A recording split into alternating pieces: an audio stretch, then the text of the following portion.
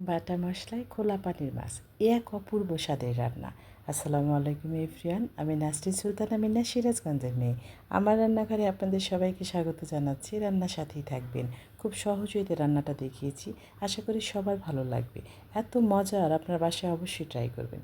রান্নায় চলে যাচ্ছি। এই যে বাজার থেকে মাছ নিয়ে এসেছে, এত সুন্দর দুই আইটেমের মাছ এনেছে। ছোটো মাছগুলো তো অতুলনীয়, আর যেগুলো যে লওলা মাছ বলে এগুলো খোলা পানির, এত মজার এই মাছগুলো, এর ঝোলেই যেন স্বাদ। আমার হেল্পিং হ্যান্ড কিন্তু রেডি করে দিচ্ছে সব কিছু কেটে। তারপরে আমি আপনাদের সামনে মাছগুলো তুলে ধরছি। এত ভালো লাগছে, সত্যি খুবই পছন্দের মাছ, আমার পরিবারেরও ভালোবাসা। বর্ষা জুড়ে এই মাছগুলি আমরা খাবো কিন্তু, কারণ এগুলো পরে আর পাওয়া যাবে না। আমি মশলা রেডি করে নিচ্ছি। কাঁচামরিচ আর পেঁয়াজটা আমি পিষে নিচ্ছি, বাকি মশলা সব আছে। বাটা মশলার রান্নায় এক অপূর্ব স্বাদ হয়, ঝোলেই যেন সব স্বাদ লুকিয়ে থাকে। আমার তো অনেক পছন্দ। আজকে বাসায় ফ্যামিলির সদস্য খুবই কম, সেজন্য শুধু 3 পিস মাথার অংশ রান্না করব, হাতে মেখে রান্না করব। এই যে বাটা মশলাটা দিয়ে দিলাম, একটু জিরা বাটা, একটু শুকনো মরিচ বাটা, আদা বাটা দিয়ে দিলাম, রসুন বাটা দিয়ে দিচ্ছি। সব কিছু হলুদ লবণ দিয়ে, ধনিয়ার গুঁড়ো, সরিষার তেল দিয়ে কিন্তু খুব সুন্দর ওয়েতে মশলাটা ম্যারিনেট করে নিতে হবে।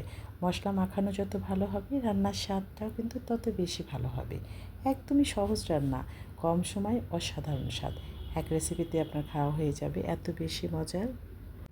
এটাই শুধু কাজ এই রান্নায়। মশলাটাকে খুব ভালোভাবে মেখে নিয়ে তারপরে মাছটা দিয়ে দিতে হবে।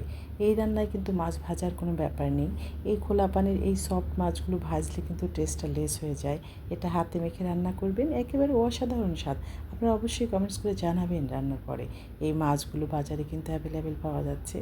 তাছাড়া আমরা মফস্বল শহরে থাকি, আসলে এখানে সব মাছই পাওয়া যায়। বিলের মাছগুলো, খোলা পানির মাছ, এ এক অসাধারণ ভালো লাগে আসলে। সব কিছু একেবারে অর্গ্যানিক, খাঁটি, সব কিছু পাওয়া যায়। ঝোলের জন্য হাত ধুয়ে সুন্দর করে পানি দিয়ে দিলাম। এবারে হাই হিটে রান্না করে নিচ্ছি। কী যে ভালো লাগে, এই রান্নাটা উঠিয়ে দিয়ে কিন্তু অনেক কাজ করে নেওয়া যায়, কারণ আমাদের সংসারে তো আর একটা কাজ থাকে না, অনেক কাজ থাকে। সেগুলো ছটপট করে সেরে নিলাম, সাথে রান্নাটাও হয়ে যাচ্ছে। এক দুর্দান্ত স্বাদ, ফ্লেভারে রান্নাঘরটা একেবারে মৌ মৌ করছে। আপনারা অবশ্যই ট্রাই করতে পারেন। আমি সবসময় সহজ রান্নায় আপনাদের সঙ্গে শেয়ার করি। সার্ভিং বাটিতে দিয়ে দিলাম। কতটা সুন্দর ফ্লেভার, আর কি মিষ্টি, কি বলবো, একেবারে দুর্দান্ত, অসাধারণ। এটা গরম ভাতে খেতে কী যে ভালো লাগবে, ট্রাই করতে পারেন। আমি রান্নার সময় শুধু একটা তরকারি রান্না করা হয় না, সবজি থাকে, অন্য কিছু থাকে, তো সেটাই রেডি করে নিচ্ছি। সবজি আর সাথে যে দুর্দান্ত স্বাদের মাছের ঝোল, এই ঝোলটা আমার অনেক পছন্দের। আমি যেন ঝোল দিয়ে খেয়ে নেব, এত বেশি ভালো লাগে।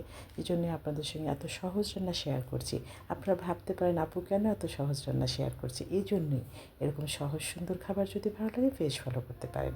আজ বিদায় নিচ্ছি। সবাই সুস্থ থাকবেন, ভালো থাকবেন, আমার পরিবারের জন্য দোয়া করবেন।